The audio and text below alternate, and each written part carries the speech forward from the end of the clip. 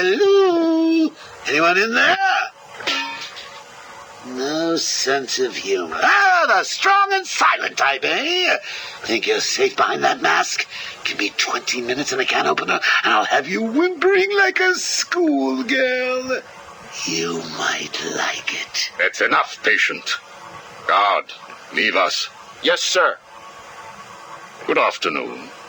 My name is Professor Hugo Strange. And you are?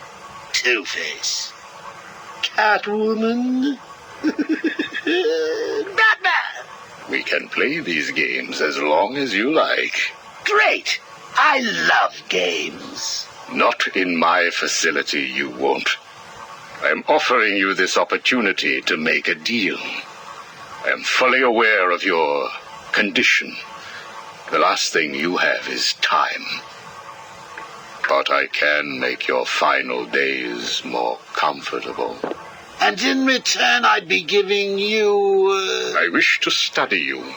I need to know why you are the way you are. I don't have long, Doc. You're going to need more than some psycho mumbo-jumbo to get to the bottom of what's wrong with me. Oh, I have more than that. Much more. So, do we have a deal? How are you feeling today? You promised me another doctor, Strange. Maybe you shouldn't have killed the one I sent last week. What made you do it? Fish gotta swim, birds gotta fly. Besides, it was worth it to see the look on her face. Hey, you know what? I think I've got a piece of it here in my pocket. You are trying my patience. That was the third doctor you've killed. Well, keep on sending them, Doc. I'm trying to break my record. I think it is time for you to do something for me. Name it, Doc. Tell me how you came to be. Explain what made you what you are today. How you come to be sitting across the table from me, dying. Is that all? Well, I guess you could say I once had a very bad day. Really? Go on. It was a Thursday night. Things had been getting worse.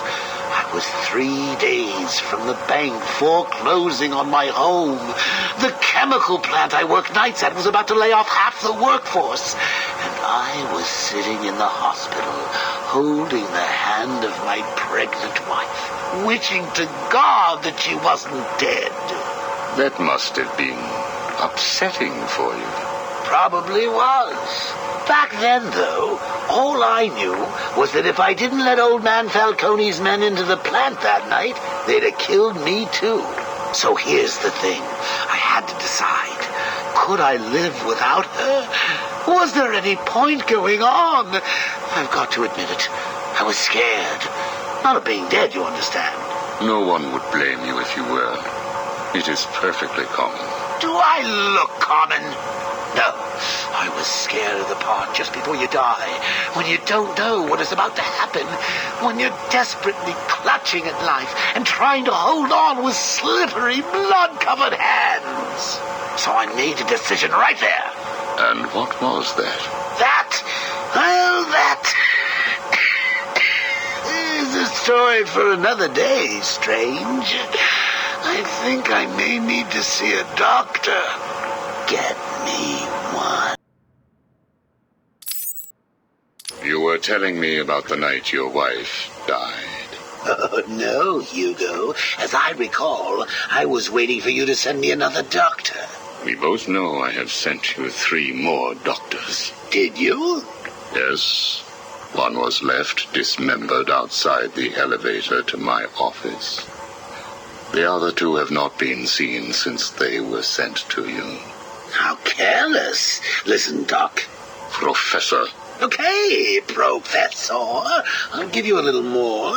I just hope you're taking notes. It's the day after, and I'm standing in the freezing rain, just staring at the chemical plant, feeling numb. Jeannie was dead. It didn't seem real. I can remember the day I first met her. Her infectious smile as I told her bad joke after bad joke. How Even after living with the pathetic wretch I was, she still wanted my child. And then they arrived. Reality's way of yanking me another wedgie. Falcone's men told me to cheer up. He said, things could be worse. I asked him how. He grabbed me by the collar, pulled me close. He'd been eating garlic, and each word stank as he threatened to perform oral surgery on me with a nail and a brick. Creative guy. They hand me a box. I remember thinking it was heavy.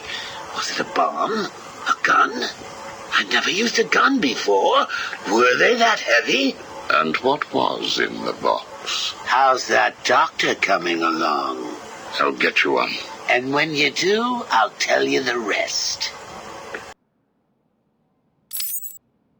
You are looking a little better, yes. Well, I have my good days and bad days, but I do try and start each one with a smile. Are you ready to continue your story? Yeah, why not? So where was I? The box. Ah, yes, the box.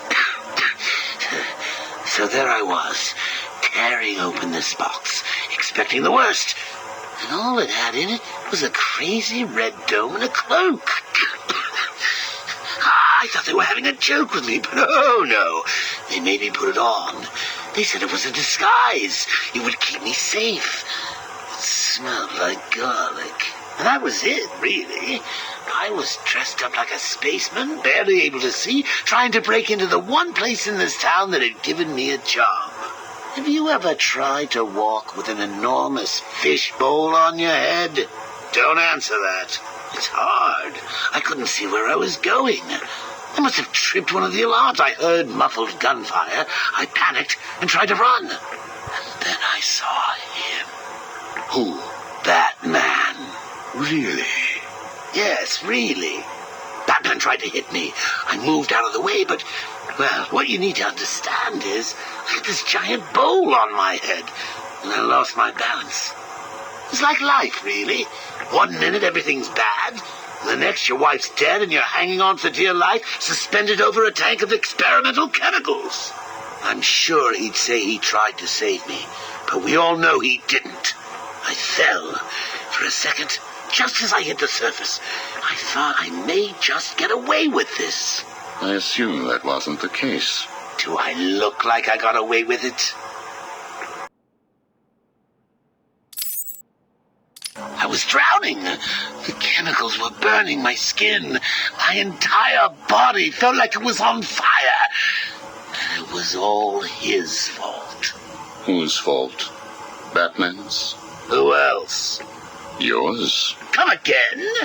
Let me tell you what I believe. I believe that you have fabricated a series of events that you use to conceal the truth about your condition. I have read 12 different accounts of your past, all different, except for one detail. Batman. What can I say? I like to keep things interesting. A wise man once told me that if you have to have an origin story, you're better off making it multiple choice. And never facing up to the truth of what happened. What you did. How you got here. Oh, I know exactly how I got here. A big truck brought me here from Arkham. You remember the asylum, don't you? Of course. Well, good. Because I'd hate to think that I'd fabricated seeing you watching me in my cell all those times. Excuse me? Hugo, you merry maniac. You were obsessed with me. You all were trying to get in here. Next thing you'll tell me it wasn't you who sent old Sharpie over the edge. Nice work, by the way. Thank you. So here's the thing. If you want to make sure that no one else finds out about your past, you should stop poking your nose into mine. Oh, and send me another doc. I think I need a second opinion.